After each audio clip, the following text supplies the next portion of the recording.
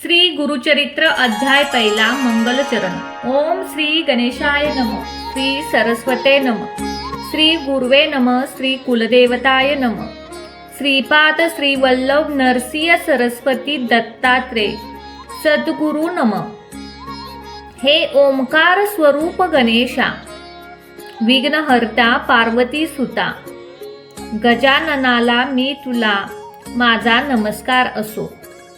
तू लंबोदर, एकदंत, शर्पकर्ण इत्यादी नावाने प्रसिद्ध आहेस। तुझ्या हलणाऱ्या कानापासून जो वारा निर्माण होतो त्या वाऱ्याने तुझ्या साऱ्या भक्तांची सर्व संकटे दूर होतात, म्हणून तुला विघ्नातक, विघ्नहर्ता असे म्हणतात। तूप्त सुवर्णाप्रमाणे असलेले तुझे मुख शोभून दिसते, उगवत्या सूर्याप्रमाणे असलेले त्याचे तेज सर्वत्र पसरते। संकटरूपी अरण्य तोडून टाकण्यासाठी तू हातात पराशू धारण केला आहेस। तू नागबंद म्हणजे सर्पाचा कमरपट्टा आणि सर्पाचे यज्ञपावीत धारण केले आहेस। हे चतुर्भुज विशाल नेत्रविनायका, तू या विश्वाची सर्व संकटे नाहीशी करून त्यांचा संभाळ करतोस। जे लोक तुझे चिंतन नामस्मरण करतात त्यांना कोणत्याही संकटाची बाधा होत नाही। त्यांचे सर्व मनोरथ तात्काळ सिद्धीला जातात। कोणत्याही मंगल कार्याच्या आरंभी सर्वप्रथम तुलाच वंदन केले जाते। हे लंबोदर गणेशा, तू 14 विद्येचा म्हणजे 4 वेद, 6 वेदांगे, पुराणे, मीमांसा, न्यायशास्त्र व धर्मशास्त्र यांचा स्वामी आहेस।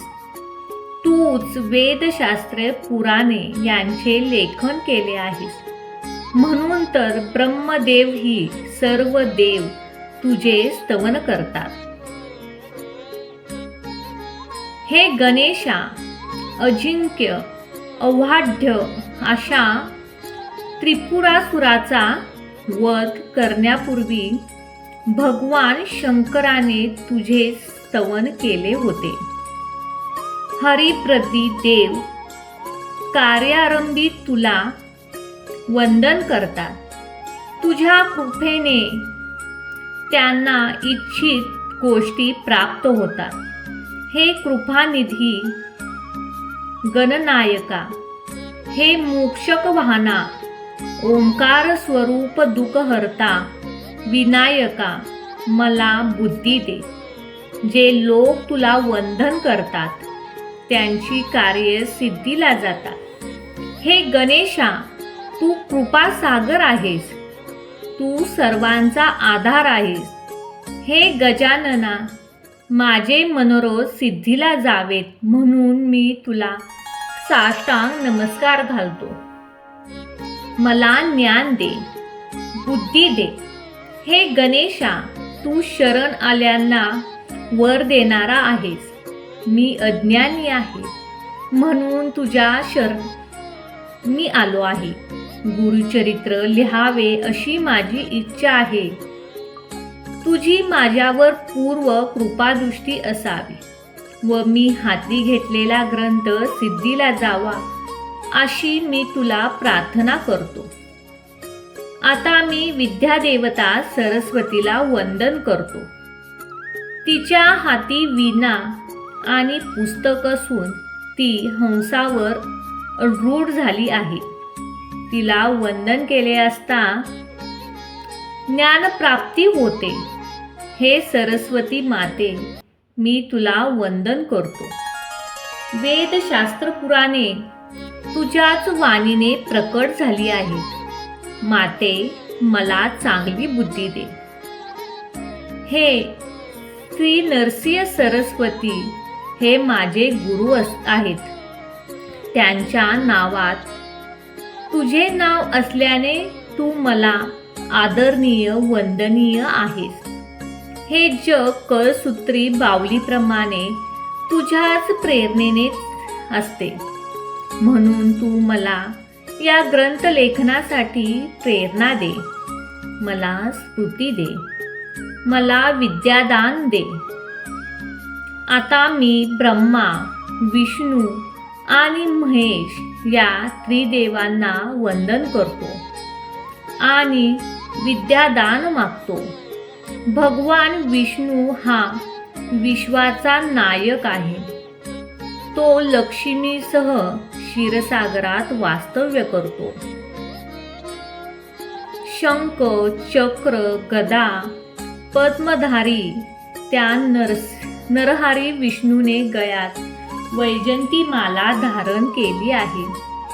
पितांबरधारी तो विष्णू शेष गणात इच्छित वस्तू देतो. तो मोठा कृपाळू दयाळू आहे. आता मी पंचमुखी गंगाधर अशा शंकराला वंदन करतो. साक्षात जगन्माता पार्वती त्यांची पत्नी आहे. तोच या जगाचा संहार करतो, म्हणून त्याला स्मशानवासी म्हणतात.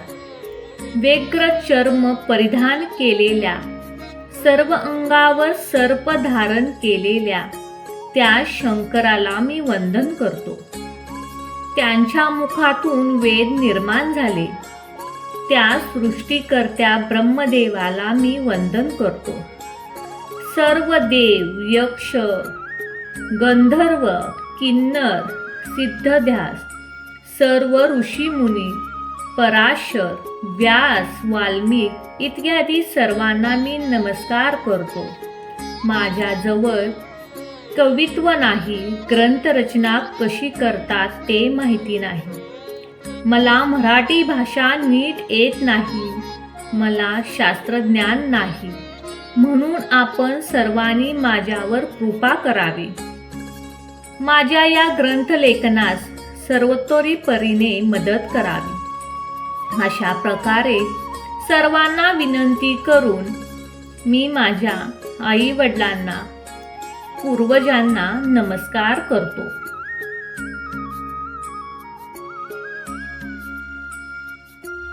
आपस्तंभ शंखाचे कौंडिन्य गोत्रात जन्मास आलेले स्वयंदेव हे आमचे मूळ पुरुष. साखरे यांचे आडनाव. यांचे पुत्र नागनाथ, त्यांचा पुत्र द्रेवो, देवव्रवाचे पुत्र गंगाधर हेच आमचे वडील. अश्वलयन शंखाचे काश्यप गोत्रात जन्मास आलेले चोंडेश्वरी यांची कन्या चंपा ही माझी आई. आता माझा पिता गंगाधर हे माझे सदैव श्री गुरुचे ध्यान करत असत. म्हणून मी माझ्या नावात माझ्या पित्याचे नाव गोवून सरस्वती गंगाधर असे स्वतःच नाव धारण केले. श्री गुरूंचे सदैव ध्यान करणाऱ्या सर्व साधू संतांना, संन्यासी, यती, तपस्वी या सर्वांना माझा नमस्कार. मी या सर्वांना प्रार्थना करतो की मी अल्पमती आहे. माझे बोबडे बोल गोड मानून घ्या. पूर्वीपासून आमच्या कुलावर श्री गुरूंची कृपा आहे. त्यांनीच मला गुरुचरित्र लिहिण्याची आज्ञा केली. ते म्हणाले, तू आमचे चरित्र कथन कर. त्यामुळे तुझ्या वंशाला धर्मार्थ, काम, मोक्ष हे चारी पुरुषार्थ प्राप्त होतील. गुरूंची आज्ञा मला प्रमाण आहे. ती आज्ञा म्हणजेच प्रसन्न झालेली कामधेनूच. श्री गुरूंच्या आशीर्वादाने माझा ग्रंथ सिद्धीला जाईल अशी माझी पूर्ण श्रद्धा आहे. श्री नरसिंह सरस्वती हे त्रयमूर्ती श्री दत्तात्रयांचा अवतार आहेत. यांचे चरित्र अगाध आहे, अपार आहे. यांचे वर्णन कोण करू शकेल, परंतु प्रत्यक्षात श्री गुरूंनी मला आज्ञा मिळाल्यामुळे मी ते सांगत आहे.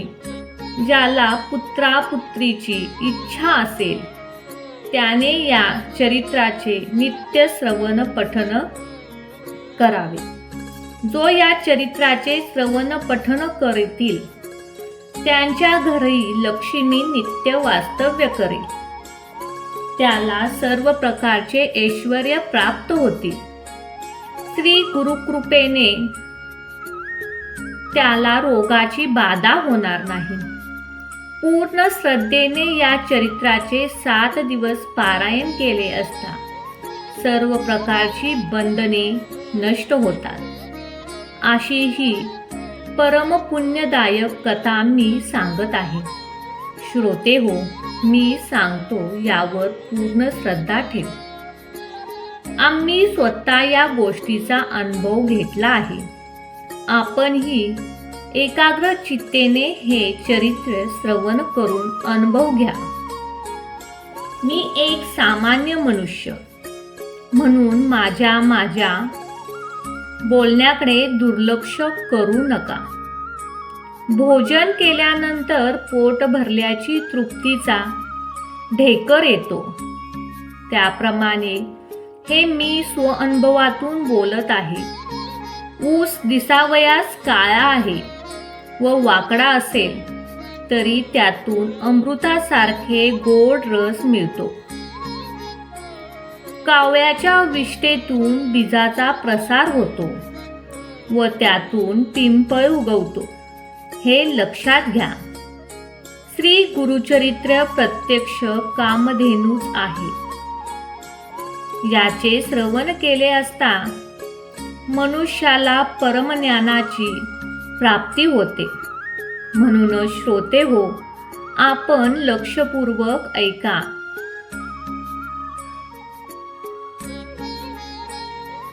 श्री गुरु नरसिंह सरस्वती गाणगापूर क्षेत्री असताना त्या क्षेत्राची कीर्ती सर्वदूर पसरली. त्या क्षेत्री श्री गुरूंचे कायमचे वास्तव्य असल्याने असंख्य लोक गाणगापूर तीर्थयात्रेला सतत जात असतात. तिथे जाऊन श्री गुरूंची आराधना केली असता मनुष्याच्या सर्व इच्छा पूर्ण होतात. 4 पुरुषार्थाची प्राप्ती होते. अनेकांनी हा अनुभव घेतला आहे. नामधारक एक भक्त सदैव श्री गुरुचे चिंतन करीत असे. एकदा त्याला श्री गुरुदर्शनाची तीव्र ओढ लागली, म्हणून तो भूक ताण विसरून गाणगापुराकडे निघाला. आता एकतर श्री गुरूंचे दर्शन तरी घेईन, नाहीतरी या नश्वर देहाचा त्याग करेन, असा निर्धार करून तो श्री गुरूंचे नामस्मरण करत जात होता. तो मनात श्री गुरूंना अळवीत होता. आहो गुरुदेव, लोखंडाला परिस्पर्श होताच त्याचे सुवर्ण होते असे म्हणतात. आपले नाम परीस आहे, ते माझ्या हृदयात सदैव आहे. असे असताना मला इतके दुःख का बरे भोगावे लागते? परिस्पर्शाने जर लोखंडाचे सोने झाले नाही तर दोष कोणाचा, हे लक्षात घेऊन माझ्यावर कृपा कर. आहो गुरुदेव, आपण कृपावंत आहात, परमदयाळू आहात. सर्वांच्यावर आपण कृपा करता. मग माझ्याबद्दल आपणास दया का बरे येत नाही? आपण मला दर्शन दिले नाही तर मी कुठे कोणाकडे जाऊ?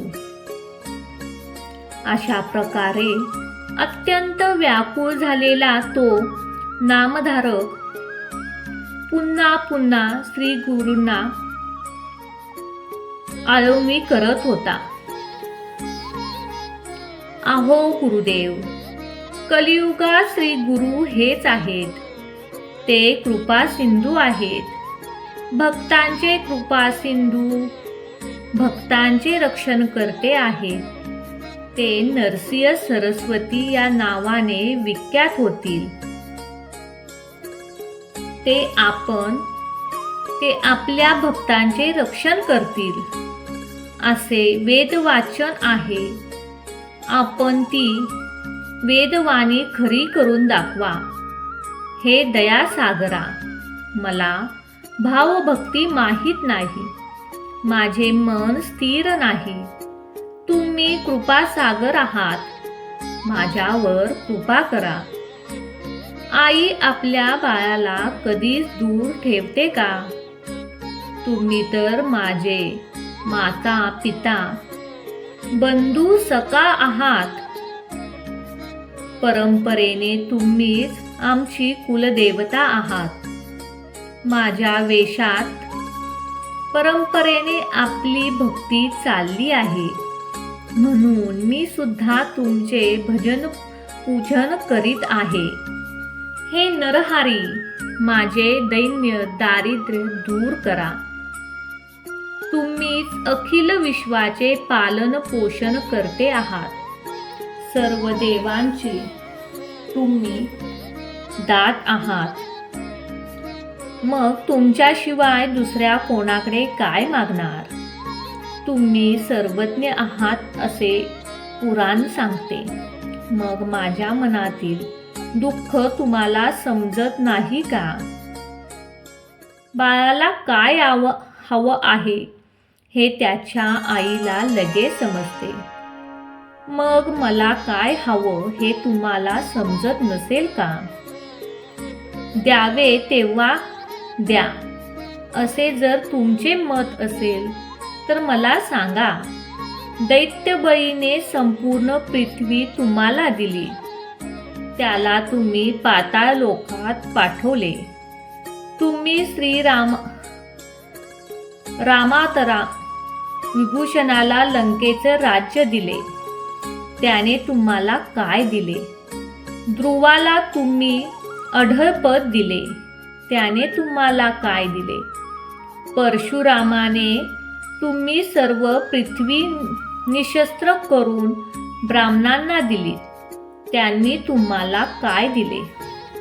केवळ तुम्हीच या जगाचे पालन पोषण करणारे आहात.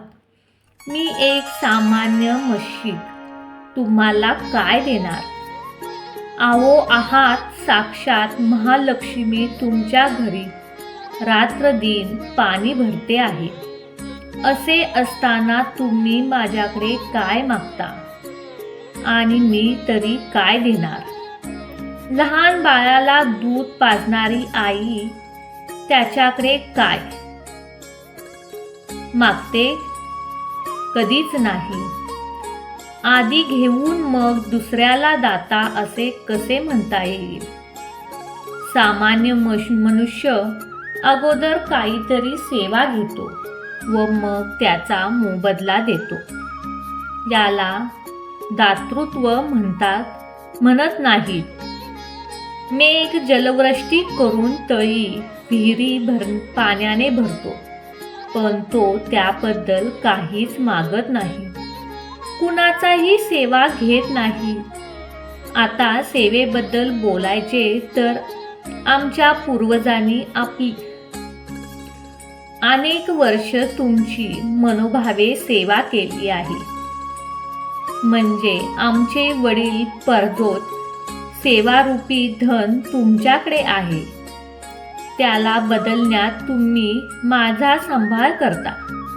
तुम्ही असे केले नाही तर मीही हे सर्व संतान सांगून तुमच्याकडून इष्टते जिंकून घेईल. खरे तर तुम्हाला काहीच कठीण नाही.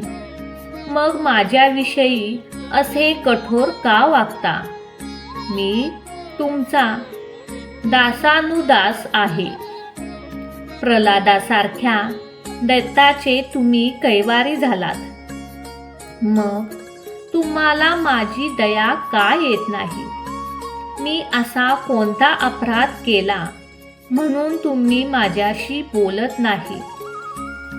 आई रागवली तर बालक पित्याकडे जाते, पण पिता रागवला तर तो आईच्या कुशीत शिरतो. आहो गुरुदेव, तुम्हीच माझे आई वडील आहात, मग मी कोणाकडे जाऊ? तुम्ही अनाथ रक्षक आहात, म्हणून तुमचीच माझे रक्षण करा. माझ्या बोलण्याने पाशालाही पाजर फुटेल. मग माझ्याविषयी तुम्हाला करुणा काय येत नाही? त्या नामधारक शिष्याने अशा परोपरी विनवणी केली असताना कृपाळू गुरुनाथ त्याच्याकडे धावत आले. श्री गुरु येताच त्या नामधारकाने त्याच्या चरणावर मस्तक ठेवले. त्याचे मन शांत झाले. त्याने आपल्या मोकळ्या केसांनी त्याच्या चरणावरील धूळ झाडली. डोळ्यातील अश्रूंनी त्यांच्या चरणांना स्नान घातले. त्यांची आपल्या हृदय मंदिरात स्थापना करून यथाविधी पूजा केली. त्यांच्या हृदयात श्री गुरु स्थिर झाले. अशा प्रकारे श्री गुरु आपल्या भक्तांच्या हृदयात वास्तव्य करतात. त्यामुळे श्री सरस्वती गंगाधराला अतीव संतोष होता. अशा रीतीने गुरुचरित्र सार अमृतातील मंगलाचरण नावाचा अध्याय पहिला समाप्त. श्री स्वामी समर्थ. श्री गुरु दत्तात्रेय नमस्तु.